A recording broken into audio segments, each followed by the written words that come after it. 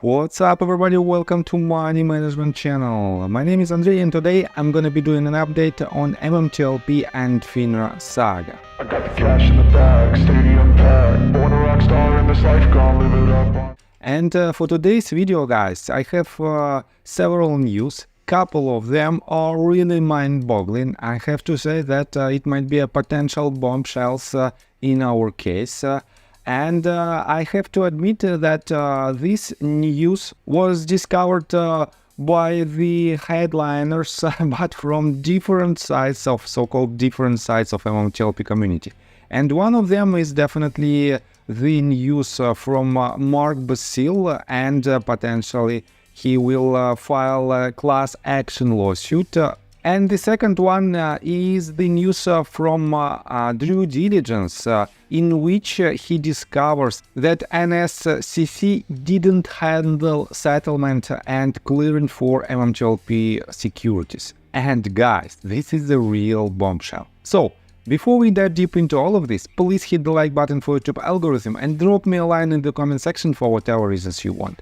Let's start with this news. Roman Soups wrote this tweet 5 hours ago. Great foreshadowing. MMTLP, I'll be listening back to the recording to write down all the things Mark Basil was mentioning here. Bomb targets scouted. Go get them.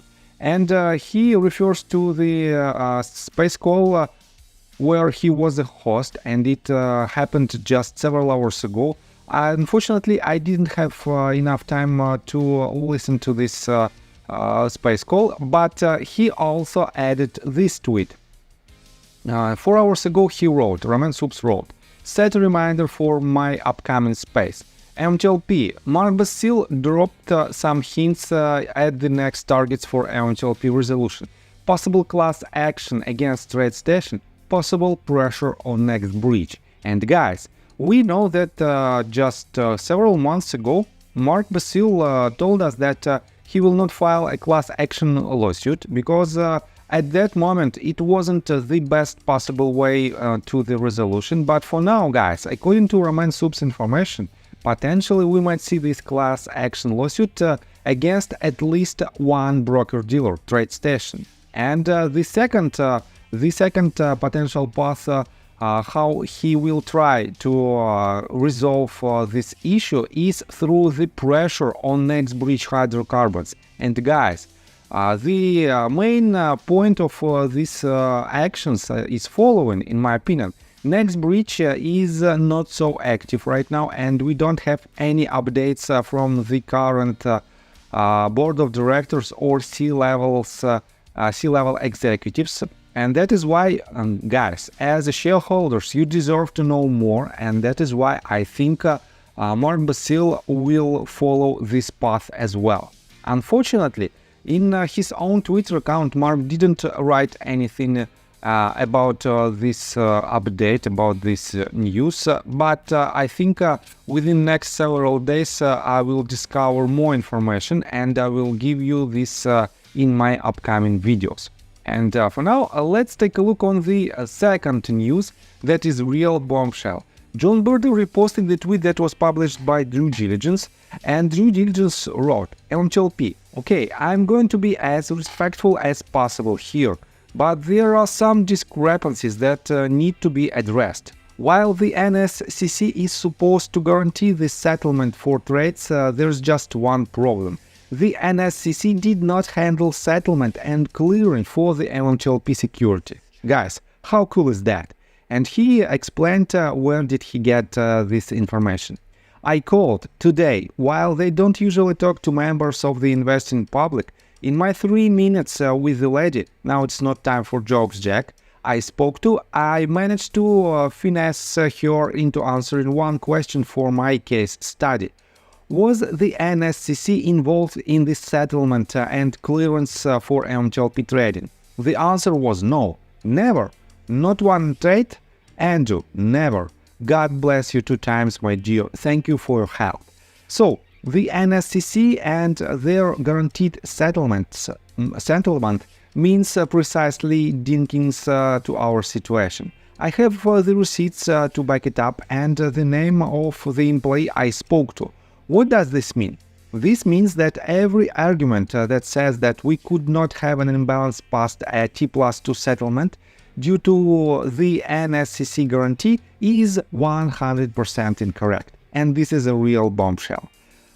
During the TRCH MMAT merger, shorts did not close out as expected. Additionally, it's widely believed that options were used to obfuscate short positions.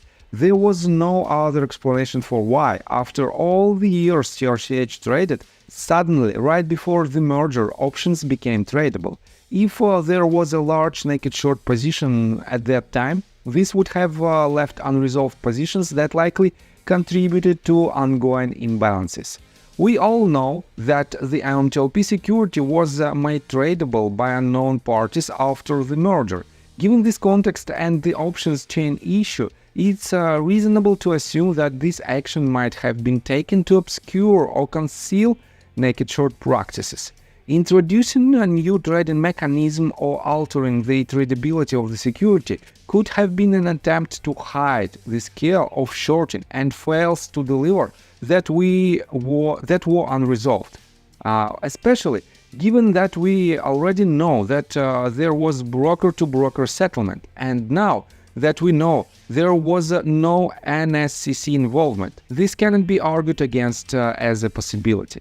A share audit is the only conclusive answer, unless, as per FINRA, next breach brings about conditions where shorts cannot exist, especially now that we know the NSCC was not involved in the clearance and settlement of the MMTLP security. This was the only argument they had left. Now it's gone. A share audit is, now more than ever, essential to provide an accurate count of how many shares are in circulation and whether they match reported figures.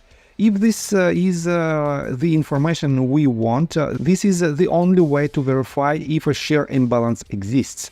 NSCC bye-bye, share audit only way, grasshopper. No matter how you cut the cake, the fact that we've been waiting for 20 months without a comprehensive share audit raises concerns. It suggests that the regulatory establishment might be aware of the imbalance, but is avoiding a thorough investigation. This suspicion is now compounded by all of the above, in addition to the lack of transparency and the ongoing issues shareholders are having with both their brokers and the transfer agent. I'm open to the possibility that we are wrong, but it doesn't seem very likely given all we have learned, especially after what I learned today. A share audit is the only way to definitively prove whether such an imbalance exists and to hold all parties accountable. This is why, with all respect to anyone who differs in opinion, I will not stop pushing for transparency and demanding a thorough audit of the shares to uncover the truth unless NBH does something that forces a reconciliation, which I think they are. Our financial system relies on accurate reporting and integrity, and it's time to ensure we get both. And whether I was here or not, whether this post was made or not, these issues won't go away until they are resolved. I do want to ask the DTCC one question. If the NSCC was not involved in the settlement and clearance of the MMTLP security, who the hell had oversight on this thing? I'm going to start counting down to see how long it takes to remove yourself from this conversation instead of answer the question. Maybe Susan Trinbath would know the answer to be kind enough to help us pick her brain on it. In a way, I want to thank the person who challenged me to look into this. But with respect, I don't want to hear crap about the NSCC anymore, and it relates to the MMTLP security. They were not involved in settling our trades, period.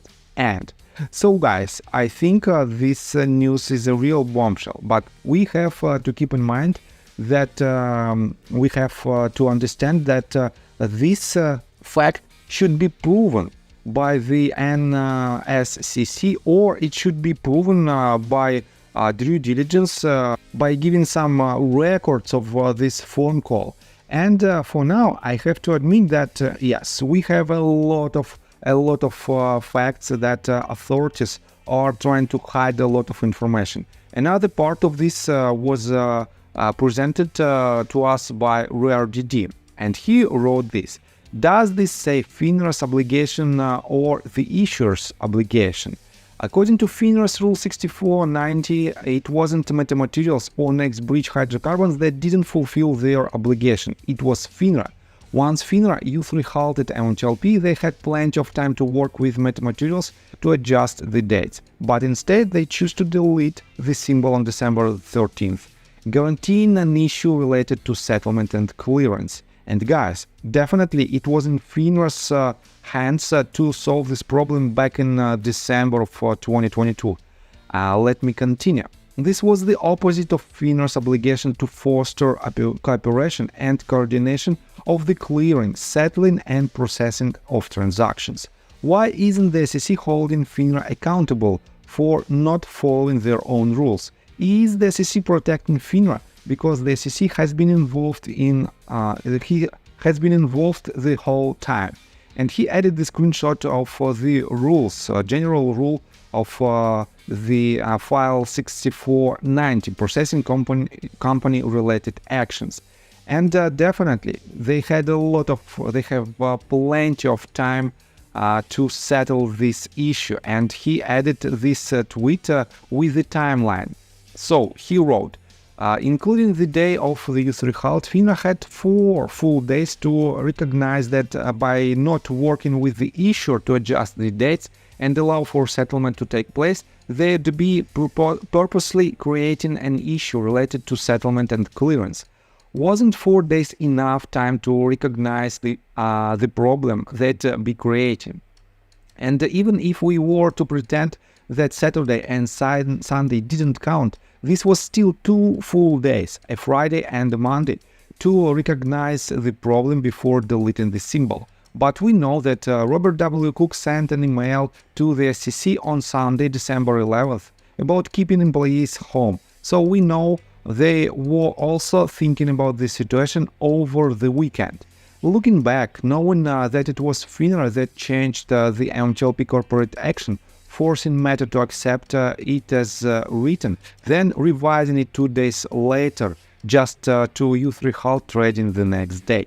Not saying that I condone threats, but if the threats were real, it was FINRA's own actions that put FINRA employees in danger. While thousands of innocent FINRA employees have been diligently showing up to work over the past 20 months, each one of their lives have been potentially placed in danger because FINRA purposely sabotaged settlement. Every FINRA employee that knows the truth but has chosen to remain silent should probably factor this into their decision to become a whistleblower or not. So guys, I think we have a lot of news that are definitely extremely important, and this news might bring us some new details for the settlement, and this might bring us new details and new facts for the lawsuits that already filed by Mark Basile and Scott Roth. Unfortunately, we don't have any updates from Scott Roth, but we cannot have it each and every day. And I have to admit that at the same time, a lot of other countries are trying to fight against these illegal actions on their stock markets. And another proof of this statement is following. Stephanie reposted the tweet with Gary Gensler, and reposted the tweet that was written by Kristen Shaughnessy, and she added this screenshot of Gary Gensler's smile. "Good luck getting help from the SEC. I work for the bad guys. It's all approved." And Kristen Shaughnessy wrote the tweet that Thailand's financial regulators ready to implement next step to stop market manipulation. Guys, if you want to know more about these steps, I have to admit that they are not the biggest one, the hugest steps, but one step at a time. Other minor countries are trying to fix this problem. And why in the world the US the US authorities don't want to do the same. I think they have to do it, but for some reasons they don't want to do it, and they just kick the scan down the road. Nothing else. And that is how, guys, that is why we have to do anything that is possible in our case to solve our problem. And by doing this, we will solve the major problem of the entire US stock market, and we will have, eventually, we will have fair and transparent markets for us and for our children. And guys, let me tell you my personal story. I have a wife and 2 children aged 11 and 15, as well as a small dog. After 30 years of living in Russia near the Baikal Lake, we decided to move. Now we reside in Serbia. Although I don't own any MMTLP shares, I invest a lot of time creating daily MMTLP videos.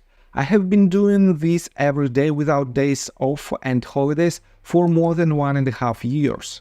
Now I wish to buy back this time from my family, from my children. We've agreed that I will ask the MMTLP community to support me, and I will give all the money to the children. Therefore, if you believe that I am providing useful content for you and wish to support me, you can join my Patreon account. For $5 a month, I will add your name to my list of supporters if you wish. Thank you in advance.